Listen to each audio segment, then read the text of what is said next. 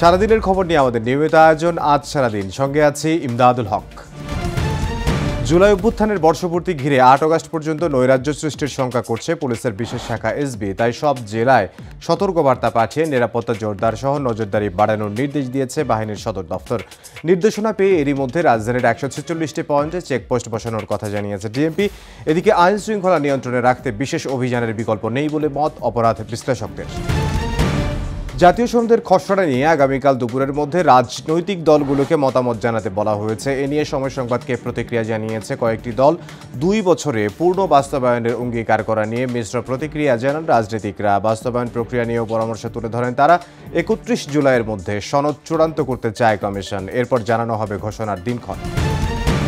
মানুষের নিরাপত্তা দিতে না পারলে কোনো সংস্কারই কাজে আসবে না বলে মনে করেন বিএনপি মহাসচিব মির্জা ফখরুল ইসলাম আলমগীর। সকালে আমরা বিএনপি পরিবার ও মায়ের ডাক সংগঠনের যৌথ আলোচনা সভায় কথা বলেন তিনি। মির্জা ফখরুল বলেন, গুমের শিকার ব্যক্তিদের ফিরিয়ে দিতে না পারলে তাদের সন্তানদের দায়িত্ব নিতে হবে সবার। গুম কমিশনের আশানুরূপ অগ্রগতি হয়নি উল্লেখ করে তিনি আরও বলেন, জনগণের ভোটে নির্বাচিত হলে গুমের শিকার পরিবারের সদস্যদের পুনর্বাসনের চেষ্টা করবে বিএনপি। কোনো ব্যক্তি বা দল নয়, প্রশাসন ও গণমাধ্যমকে জনগণের পক্ষে থাকার আহ্বান জানান এনসিপি নেতারা। চাঁদাবাজদের রুখে দেওয়ার হুঁশিয়ারিও দিয়েছেন তারা।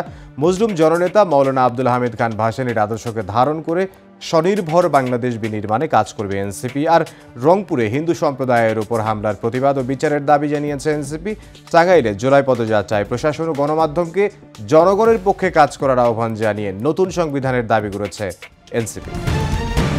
৭১-এ পাকিস্তানি বাহিনীর চেয়েও জুলাইয়ে নৃশংস অপরাধ করেছেন শেখ হাসিনা, এমন মন্তব্য করে আইন উপদেষ্টা বলেন, আন্তর্জাতিক মানদণ্ড মেনে এগুচ্ছে বিচার প্রক্রিয়া। ভবিষ্যতে বন্ধ করতে পারবে না কোনো সরকারই। ডিসেম্বরের মধ্যে কয়েকটি মামলার বিচার শেষ হবে বলে আশা প্রকাশ করেন ট্রাইব্যুনালের চিফ প্রসিকিউটর। জুলাই অভ্যুত্থানের প্রথম শহীদ আবু সাঈদ হত্যা মামলায় ৩০ আসামির বিরুদ্ধে অভিযোগ গঠনের শুনানি বুধবার পর্যন্ত মুলতবি করেছেন আন্তর্জাতিক অপরাধ ট্রাইব্যুনাল ১। দুপুরে গ্রেফতার ৬ আসামির পক্ষে অব্যাহতি চেয়ে শুনানি করেন তাদের আইনজীবীরা। প্রায় ১.৫ ঘন্টা পর আদালত বুধবার পর্যন্ত শুনানি মুলতবি করেন। এদিকে কাল পলাতক ২৪ আসামির পক্ষে শুনানি করবেন রাষ্ট্রনিযুক্ত আইনজীবীরা। শিক্ষা কার্যক্রম শুরু না হওয়ায় এখনও পরিপূর্ণ ব্যস্ততায় ফিরে আসেনি মাইলস্টোন স্কুল। তবে বিমান বাহিনীর অস্থায়ী মেডিকেল ক্যাম্প স্থাপন করায় কাউন্সেলিংয়ের জন্য স্কুলে আসছেন অনেক শিক্ষার্থী। এদিকে বার্ন ইনস্টিটিউটে ভর্তি দগ্ধ ৩ জনের অবস্থা আশঙ্কাজনক। তাদের মধ্যে একজন আছেন লাইফ সাপোর্টে।